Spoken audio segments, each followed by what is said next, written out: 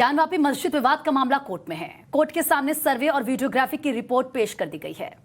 जब ज्ञानवापी में सर्वे हो रहा था उन्हीं दोनों रिपोर्ट्स को पेश किया गया। वहीं देखिए, सर्वे के दौरान सामने आया कि ज्ञानवापी में वजूखाना खाली जगह पर एक ऐसी चीज मिली है जिसे हिंदू पक्ष शिवलिंग कह रहा है, जबकि मुस्लिम पक्ष इसे शिवलिंग नहीं फव्वारा कह रहा है। और आज हम आपको तथ्यों और सबूतों के साथ ये बताएंगे कि ज्ञानवापी में जो मिला है वो फव्वारा है या फिर फर्जीवाड़ा।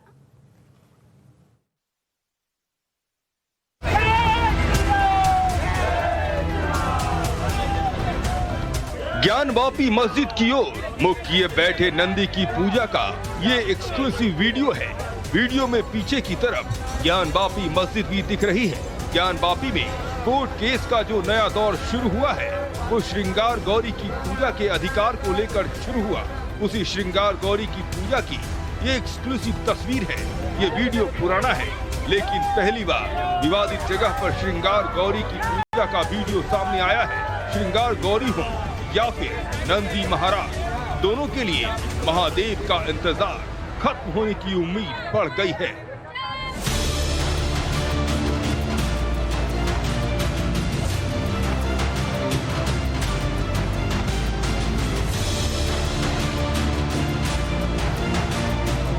जिसकी नंदी प्रतीक्षा कर रही थी वो बाबा मिल गया। हाँ। ज्ञानवापी मस्जिद विवाद में इस बयान ने केस की दशा और दिशा ही बदल कर रख दी।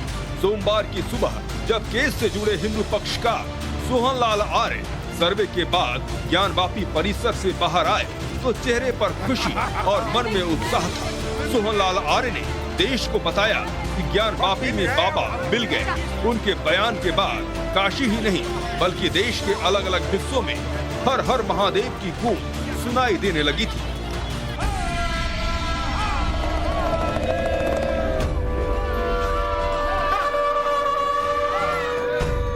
ज्ञानवापी में सर्वे के दौरान बाबा मिल गए। जिस चीज को लेकर कहा गया था वो थी ये चीज। सर्वे के दौरान ज्ञानवापी के वजूखाने में कुंड की सफाई कराने पर ये हिस्सा दिखा। एक गोल घेरे के अंदर शिवलिंग जैसी आकृति दिखी। ऊपर से प्लस चिन्ह की तरह कट के निशान दिखे। हिंदू पक्षकारों के मुताबिक ये शिवलिंग ही है, या और कोई नहीं बल्कि अधिविश्वेश्वर भगवान भोलेनाथ ही है। ज्ञानवापी शब्द ही ऐसा है जो बताता है कि वहाँ कोई बावड़ी है और वहाँ पर भगवान का शिवलिंग था और है। उसको स्वीकार करना चाहिए दोनों समाज को। हिंदू समाज तो स्वीकार करता ही है, मुस्लिम समाज को भी स्वीकार करके वो परिसर हिंदू समाज को सौंप देना चाहिए। काशी विश्वनाथ मंदिर से जुड़े पुजारी और ट्रस्ट से जुड़े सदस्यों ने एक स्वर में माना कि जिसे वर्षों से मस्जिद में छिपा कर रखा गया था वो शिवलिंग आखिरकार देश के सामने आ ही गया। जहां ज्ञानवापी है, जो कुआं है, उस ठीक कुएं के उत्तर भाग में भगवान शिव प्रकट हुए हैं। तो एक कारण ये बतलाता है, इस पद्य के अनुसार देखा जाए, इस पुराण को प्रमाण मान करके, साक्ष्य मान के देखा जाए, तो जो शिवलिंग वहां मिला है वो निश्चित रूप से भगवान शिव हैं, भगवान विश्वनाथ हैं, जिनकी बहुत पहले पूजा होती रही। पुराणों में, शास्त्रों में जगह जगह चर्चा है। हिंदू पक्षकार इसे शिवलिंग मान रहे हैं, अपने भोले बाबा मान रहे हैं, लेकिन मुस्लिम पक्ष इसे शिवलिंग के बजाय फव्वारा बताने पर अड़ा हुआ है। और इसके लिए मुस्लिम पक्ष की ओर से दलीलें भी बेहद अजब गजब दी जा रही है। पुरानी जितनी भी मस्जिदें आपको मिलेंगी उनमें हौज का कल्चर था, और हौज का कल्चर था तो उसमें बीच में फव्वारे भी होते थे। अब वहाँ जो हौज है उस हौज में फव्वारे को साफ शिवलिंग बता दिया गया। अगर मजाक न समझें आप, कितना बड़ा शिवलिंग होता है, वो तो बहुत बड़ा फव्वारा है। शिवलिंग का कोई साइज भी होता है कि नहीं होता है? हमने भी शिवलिंग देखे हैं अपने इलाके में, मंदिरों में, वो छोटा सा होता है। फव्वारा था और फव्वारा ही रहेगा। अब उस हौज के अंदर शिवलिंग होने का कहीं दूर दूर से भी कोई तस्वुर नहीं है। और जिन दावों की बुनियाद पर यह शिवलिंग होने का दावा किया जा रहा है, बात कही जा रही है, उसमें भी कोई दम और हकीकत नहीं है। फव्वारा और शिवलिंग के बीच सवाल उलझा हुआ है। सच्चाई क्या है, ये जानने के लिए सबसे पहले आपको वाराणसी की अदालत में पेश ज्ञानवापी की सर्वे रिपोर्ट को ध्यान से देखना चाहिए। कोर्ट कमिश्नर विशाल सिंह ने अपनी रिपोर्ट में लिखा है, वजू खाने में पानी कम करने पर 2.5 फीट की एक गोलाकार आकृति दिखी। यह आकृति शिवलिंग जैसी है। गोलाकार आकृति में ऊपर से कटा हुआ डिजाइन का अलग सफेद पत्थर है, जिसके बीच आधे इंच से ज्यादा का छेद है। इसमें सीक डालने पर 63 सेंटीमीटर गहरा पाया गया। कोर्ट कमिश्नर विशाल सिंह ने लिखा कि उस आकृति को हिंदू पक्ष ने शिवलिंग बताया, जिसे मुस्लिम पक्ष ने फव्वारा कहा। ज्ञानवापी मस्जिद में ये शिवलिंग जैसी आकृति 16 मई को बुद्ध पूर्णिमा के दिन सर्वे टीम को दिखी थी। कमिश्नर विशाल सिंह की रिपोर्ट के मुताबिक हिंदू पक्षकारों ने सर्वे के दौरान मस्जिद के लोगों से कथित फव्वारे को चलाकर दिखाने को कहा, लेकिन मस्जिद कमेटी के मुंशी फव्वारा नहीं चला सके। फव्वारे पर मस्जिद कमेटी ने गोलमोल जवाब दिया। पहले 20 साल और फिर 12 साल से इसके बंद होने की बात कही गई। रिपोर्ट में यहाँ तक कहा गया कि कथित फव्वारे में पाइप जाने की कोई जगह नहीं मिली। यानी ज्ञानवापी मस्जिद के जिस वजू खाने को मुस्लिम पक्ष के लोग फव्वारा बता रहे हैं, जांच के दौरान मस्जिद से जुड़े लोग उस फव्वारे को चलाकर ही नहीं दिखा पाए। रिपोर्ट तो ये भी कह रही है कि कथित फव्वारे से किसी तरह का पाइप कनेक्शन ही नहीं दिखा। इसके बावजूद AIMIM के अध्यक्ष असदुद्दीन ओवैसी पता नहीं किस आधार पर कथित फव्वारे को 500 साल से ज्यादा पुराना बता रहे हैं। फाउंटेन 500 साल से वहाँ पे 500 साल से फाउंटेन है प्यारे वहाँ पे। 300 साल बोले, आज 500 हो। हाँ 500 साल है।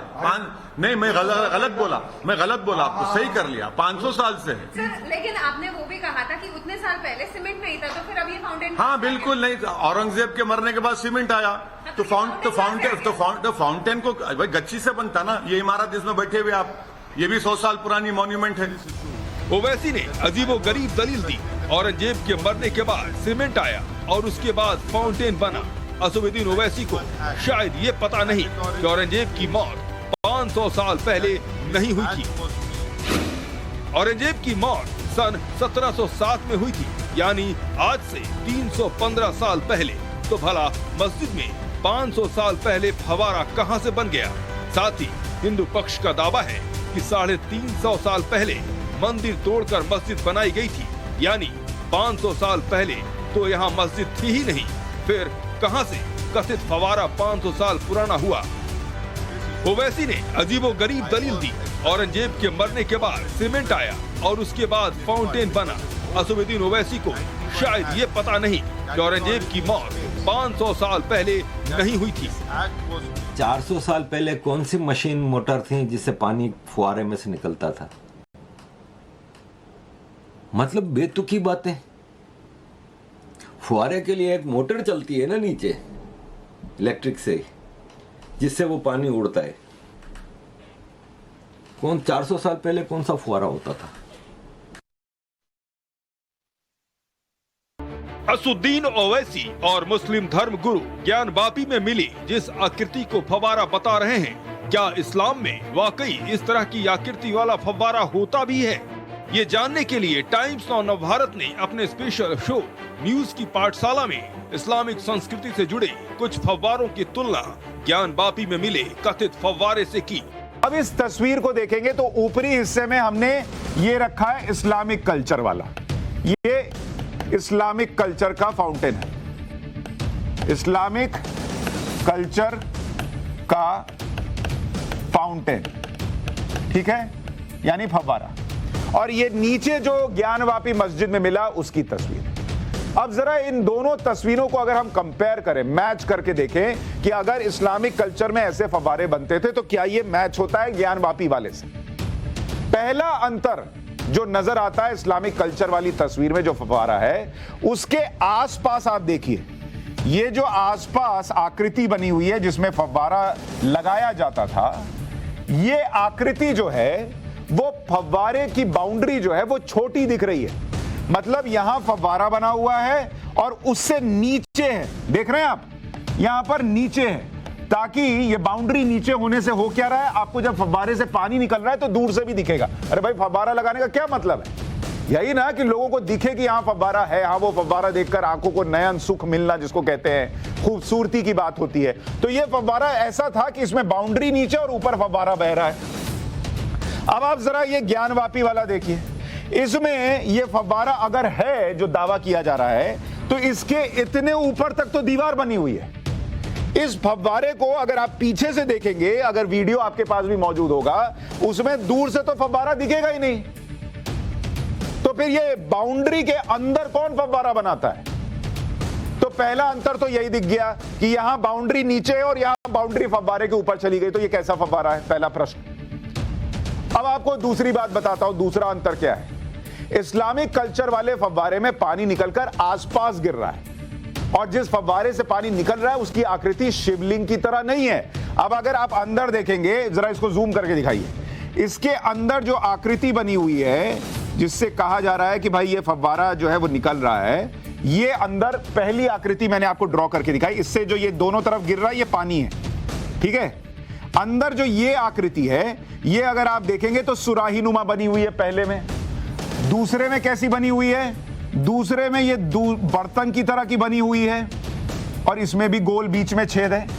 और तीसरी जो बनी हुई है ये घड़े के जैसी बनी हुई है। एक भी आकृति जो उस जमाने में होती थी जिससे फव्वारा निकलता था वो कोई भी शिवलिंग की तरह नहीं है। नीचे कैसी आकृति आप ये देखिए, ये पूरी तरीके से जैसे शिवलिंग होता है वैसी नजर आती है। तो ये दूसरा अंतर है अगर इस्लामिक कल्चर के हिसाब से जो उस जमाने में फव्वारे होते थे उसको कंपेयर करें, साफ अंतर दिखता है।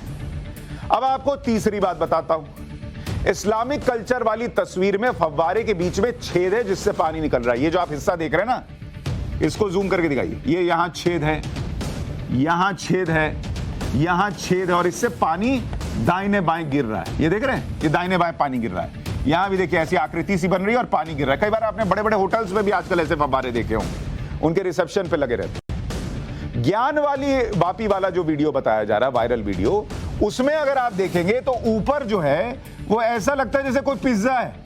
ये देख रहे हैं, कोई पिज्जा नुमा चीज दिख रही है जिसके 4-5 टुकड़े बने हुए हैं। इसमें कोई वैसा छेद जो है सुराही नुमा वो नहीं बना हुआ है जिससे पानी निकले। यहां ऐसी कुछ आकृति बनी हुई है जो क्या है वो समझ में नहीं आ रहा। और इसको अगर आप देखिएगा तो यहां से ऐसे कनेक्टेड लगती है जैसे ऊपर से लगी हुई है। मुगल कालीन फव्वारे की तुलना के बाद हमने सोचा कि देश की कुछ पुरानी मस्जिदों के वजूखाने में जाकर फव्वारे की पड़ताल की जाए ताकि ये पता चल सके कि वाकई वजूखाने में फव्वारे होते भी हैं या नहीं। टाइम्स ऑन भारत की टीम सबसे पहले जयपुर के 250 साल पुरानी मस्जिद में गई। मस्जिद के वजूखाने में बने कुंड में हमें एक फव्वारा दिखा। फव्वारा संगमरमर का बना हुआ था। फव्वारे की डिजाइन बेहद सुंदर थी और इसके चारों बेहद सुंदर नक्काशी बनी हुई थी। जबकि ज्ञानवापी मस्जिद के अंदर जिसे मुस्लिम पक्ष फव्वारा बता रहे हैं उसमें न तो कोई डिजाइन है न ही फव्वारा बाहर निकला हुआ है। जयपुर में तकरीबन 250 साल के आसपास का इतिहास यहाँ पर इस मस्जिद और दरगाह का बताया जाता है। बात करने के लिए हमारे साथ एक शख्सियत रहेंगे। उससे पहले मैं आपको दिखाना चाहूँगा ये वजू जहाँ पर होता है, वजू खाना जिसको कहा जाता है, ये वो जगह सामने आप देख रहे हैं। लोग वजू करते हुए भी आपको नजर आ रहे होंगे। पानी भरने का एक कुंड होता है जिसमें ये वजू किया जाता है। आप देख रहे हैं हौज बने में, जितनी पुरानी दरगाहों में जाएंगे आप, अजमेर शरीफ में जाएंगे तो हौज में रहेंगे आपको पानी के। तो यहाँ हौज है और हौज के ऊपर वजू किया जाता है और ये पानी यहाँ पर दिन में 5 बार भरा जाता है। लोग आते रहते हैं, वजू करते रहते हैं। और ये हौज भी कोई छोटा हौज नहीं है, 5-6 फुट गहरा है और 20 बाई 20 जो है इसकी चौड़ाई है। यानी शरई हुदूद में है जो इस्लामिक लॉ के हिसाब से होना चाहिए। यानी इतना छोटा भी हौज नहीं होना चाहिए कि ज्यादा लोग वजू करें तो पानी नापाक हो जाए। टाइम्स ऑन भारत की टीम पटना के एक जामा मस्जिद में पहुंची जहां वजू खाने में न तो किसी तरह का कुंड था और न ही कोई फव्वारा। वहां आने वाले नमाजी नल से वजू करते हुए दिखे। ये तो ये नए जमाने में नल आ गया, ये सब सिस्टम आ गया। पुराने जमाने में सब कहाँ होता था भाई? या तो हौज होता, या तो नल होता, ट्यूबवेल होता। ये तो नल आजकल आए हुए हैं, तो उसको अब शिवलिंग बोलना, ये सब चीजें मैं समझता हूँ बस ये अपनी बात है, अपनी सोच है और कुछ भी नहीं है। मस्जिद के इमाम ने माना कि पुराने जमाने में वजू करने के लिए नल नहीं था, इसलिए कुआं बनाया जाता था। लेकिन उन्होंने ये नहीं बताया कि वजू करने वाले कुएं में फव्वारा कहां से आ जाएगा। मुगल कालीन इतिहास से लेकर वैज्ञानिक कसौटी पर भी कसे तो मुस्लिम पक्ष का ये दावा ज्ञानवापी में जो चीज मिली है वो फव्वारा है, कहीं से भी गले नहीं उतरा। फिलहाल ज्ञानवापी का मामला कोर्ट में है और अदालत चाहे तो ज्ञानवापी में मिले इस कथित फव्वारे की वैज्ञानिक जांच कराकर ये आसानी से पता लगा सकती है कि ये जो चीज वजूखाने में दिखी है वो फव्वारा है या फिर शिवलिंग। जयपुर से भंवर पुष्पेंद्र और पटना से साकेत झा के साथ bureau report, times now Navbharat. आपने वजू खाने में फव्वारे के दावे पर अलग अलग तर्क देखे और हमने आपको इस्लामिक कल्चर में फव्वारे के डिजाइन के बारे में बताया। और अब बारी है वजू खाने में जो चीज मिली है उसके शिवलिंग होने के दावे को परखने की। पिछले दिनों एक वीडियो सामने आया था जिसमें नंदी के ठीक सामने वजू खाना दिखा था। ये वीडियो साबित करता है कि ज्ञानवापी में नंदी की मूर्ति का मुंह जिस ओर है उसके ठीक सीध में वजू खाना है और उसी वजू खाने में दिखी है वो चीज जिसे शिवलिंग कहा जा रहा है।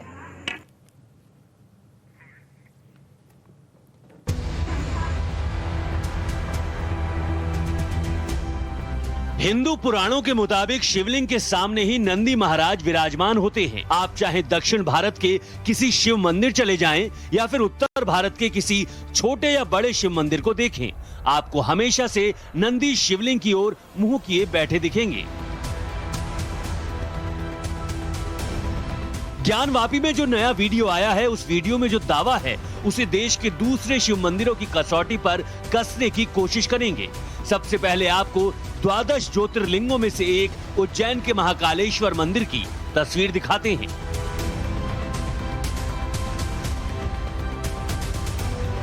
एक स्क्रीन पर आपको ज्ञानवापी का नंदी और वजू खाने का वीडियो दिख रहा है। दूसरे वीडियो में आपको उज्जैन के महाकालेश्वर का वीडियो दिख रहा है। देखिए, नंदी महाराज के ठीक सामने महाकालेश्वर का शिवलिंग है। इस वीडियो में दिख रहा है कि नंदी से कैसे वीडियो आता है और ठीक 180 डिग्री घूमने पर शिवलिंग के दर्शन होते हैं, वैसे ही जैसे ज्ञानवापी में दिखा है। अब आपको दिल्ली के प्रसिद्ध हनुमान मंदिर में मौजूद शिवलिंग और नंदी की प्रतिमा के दर्शन कराते हैं। यहाँ भी नंदी महाराज ने जिस तरफ अपना मुंह रखा है उधर ही शिवलिंग है। मेरे बगल में जो आप देख रहे हैं ये नंदी जी विराजमान है। यहाँ पर शिवलिंग स्थापित है और शिवलिंग के ठीक सामने देखिए कि नंदी जी विराजमान है।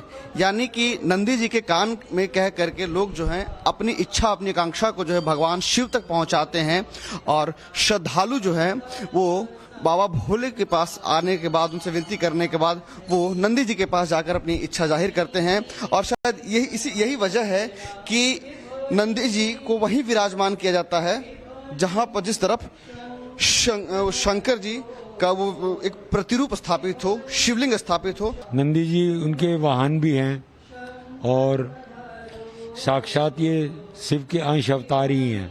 एक तरीके से शिव जी के ही रूप हैं। जैसे हनुमान जी हैं, हनुमान जी भी शंकर जी के ही रूप हैं। राम जी की सेवा करने के लिए शंकर जी ने हनुमान का रूप धारण किया।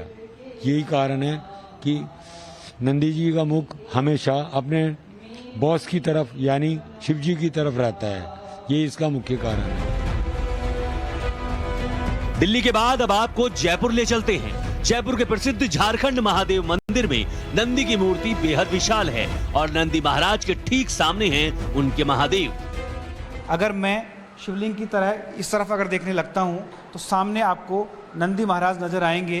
विशालकाय नंदी महाराज यहाँ पर बनाए गए हैं और उनका मुख सीधा सीधा इस दरवाजे से यहाँ शिवलिंग की तरफ आता है, जहाँ पर लोग जल चढ़ाते हैं, आग धतूरे चढ़ाते हैं, पुष्प अर्पित करते हैं और बाबा भोलेनाथ को मनाने रिझाने का पूरा प्रयास यहाँ पर भक्त करते नजर आते हैं।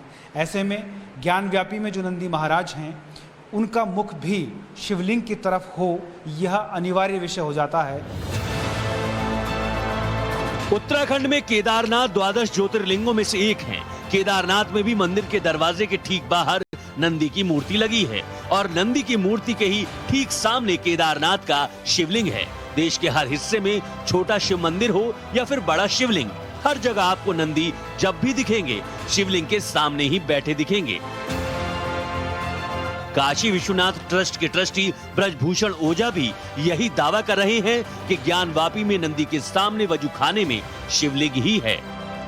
स्कंद पुराण के काशी खंड में देखेंगे तो एक ही शिवलिंग की बात नहीं है। भगवान शिव के अगल बगल कई शिवलिंग की बात की गई है, कई तीर्थों की वहां बात की गई है। तो जब उस तहखाने को खोदेंगे तो हो सकता और भी वापी मिले और भी ज्ञान तीर्थ जल का स्थान वहां मिलेगा। झारखंड में बाबा धाम नाम से मशहूर बाबा बैद्यनाथ के धाम में भी आपको शिव के सामने उनके सेवक नंदी महाराज विराजमान दिखेंगे। बाबा बैद्यनाथ में मुख्य मंदिर से लेकर हर छोटे बड़े शिवलिंग के ठीक सामने नंदी की मूर्ति दिखेगी। शिवलिंग और नंदी की मूर्तियां हमेशा आमने सामने रहती हैं। इनका हमारे पुराणों में भी जिक्र है।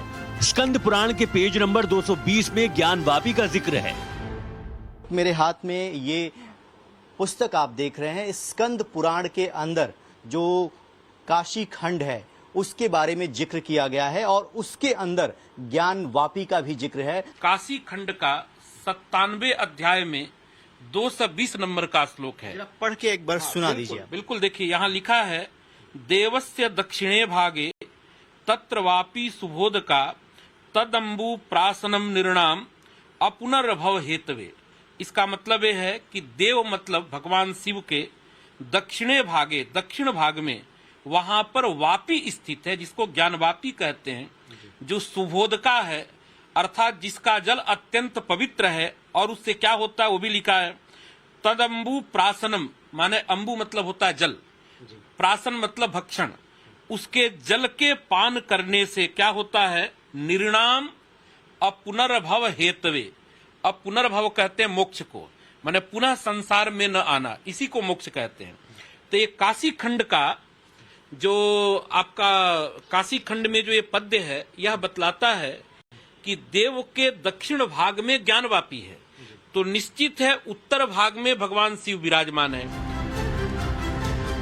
जो बात इतिहास पुराण में मौजूद है उसे भला कौन झुटला सकता है। सत्य तो हमेशा सत्य ही रहेगा, भले ही उस पर कोई पानी क्यों न डाल दे। ज्ञानवापी का नया वीडियो सबूत 350 साल पुरानी सच्चाई बयां कर रहा है। ज्ञानवापी में मौजूद ये नंदी महाराज ही अपने महादेव की सत्यता दुनिया को बता रहे हैं। दिल्ली से प्रेरित कुमार और जयपुर से भंवर पुष्पेंद्र के साथ bureau report, times now Navbharat.